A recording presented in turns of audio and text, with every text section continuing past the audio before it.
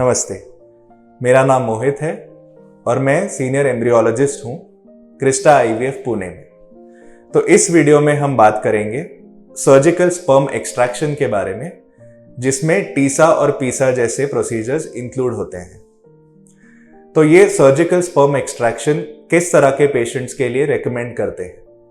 Generally जो है sperm sample recover होता है मैस्टरबेशन से, जिसमें इजैकुलेट में स्पर्म मिलने के चांसेस ज्यादा होते हैं। पर कभी कभी ऐसा होता है कि इजैकुलेट सैंपल में 2 या 3 सीमन एनालिसिस के बाद भी स्पर्म नहीं दिखते, जिसको हम एज़ोस्पर्मिया बोलते हैं।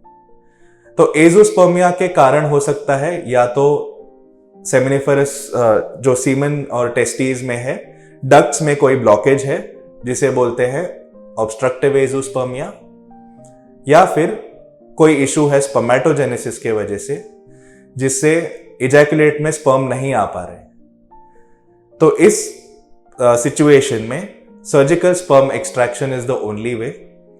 सो अगर ऑब्स्ट्रक्टिव एज़ोस्पर्मिया का केस है तो पहले कर सकते हैं पीसा, जिसमें एपिडिडाइमिस में नीडल डाल के जो फ्लूइड है वो एस्पिरेट किया जाता है और उसे चेक किया जाता है स्पर्म के लिए। अगर उसमें स्पर्म मिल जाए तो वो आप बेशक इक्सी के लिए यूज कर सकते हैं। फिर आता है टीसा प्रोसीजर।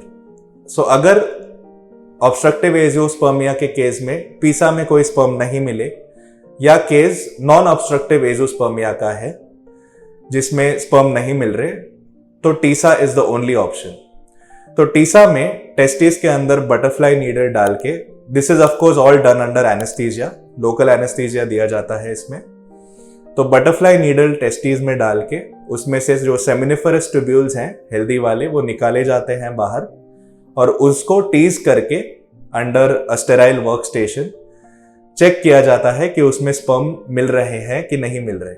तो ये जो स्पर्म का चेकिंग है वो किया जाता है इन्वर्टेड माइक्रोस्कोप के अंडर, जिसमें मैग्निफिकेशन ज्यादा होता है, और उसमें अगर live normal motile, of course the preference is motile sperm, लेकिन कभी कभी नॉन मोटाइल स्पर्म भी होते हैं, तो इन्हें चेक किया जाता है पहले तो वायबिलिटी के लिए और मॉर्फोलॉजी के लिए। तो ऐसे जो स्पर्म है अगर मिल जाए उसमें, तो उसे यूज किया जाता है इक्सी के लिए। अगर टीसा में स्पर्म नहीं मिले तो माइक्रो टीसा करना पड़ता है कभी कभी, जिसमें टेस्टिस को ओपन किया जाता है और अंडर अ माइक्रोस्कोप जो हेल्दी सेमिनिफेरस ट्यूब्यूल्स दिख रहे हैं उनको निकाला जाता है, and the remaining process is the same, कि उनको टीस करके उसमें से स्पर्म ढूंढ के निकालना जाता है। सो बाकी का आगे का जो प्रोसीजर है कल्चरिंग का वगैरह, दैट रिमेन्स द सेम। सो इसमें एक मैं बता दूं कि डरने की कोई बात नहीं, ये कोई मेजर सर्जरी नहीं है और सेम डे डिस्चार्ज के बेसिस पे किया जा सकता है, और इसमें बहुत ज्यादा इंजरी की संभावना भी नहीं है। तो पेशेंट्स को इससे डरने की कोई बात नहीं।